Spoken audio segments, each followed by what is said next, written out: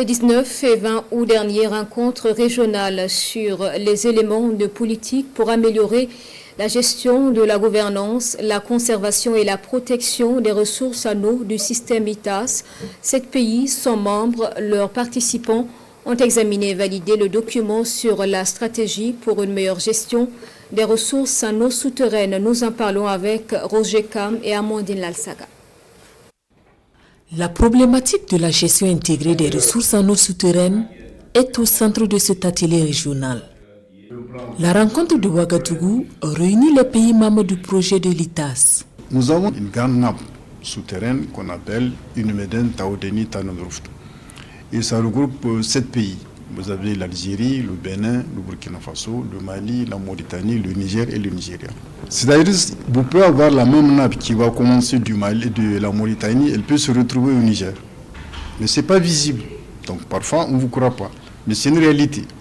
Cela voudrait dire que nous pouvons nous permettre de faire des transferts d'eau d'un pays à un autre, pour un pays qui éprouve des difficultés. Ce n'est pas nécessairement seulement avec des surfaces.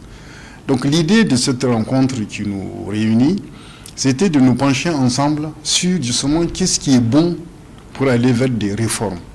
2 jours durant, les participants à la rencontre vont examiner et valider le document sur les éléments de la politique et de la stratégie de mise en œuvre pour une meilleure gestion intégrée et concertée des ressources en eau et plus spécifiquement des eaux souterraines dans l'espace communautaire. Le Burkina Faso a commencé à implémenter la gestion intégrée des ressources en eau depuis les années 98.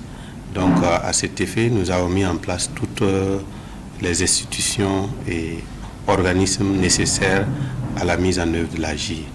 Et c'est pour promouvoir la gestion intégrée des ressources en eau qu'il s'est engagé avec l'OSS, l'Observatoire du Sahara et du Sahel, dans le cadre de la gestion intégrée des ressources en eau, portant notamment sur le système aquifère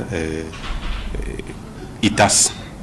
Le document, une fois validé, sera mis à la disposition des pays membres de l'ITAS pour leur permettre d'améliorer la gestion, la gouvernance, la conservation et la protection des ressources en eau du bassin du fleuve Niger et du système aquifère de l'ITAS.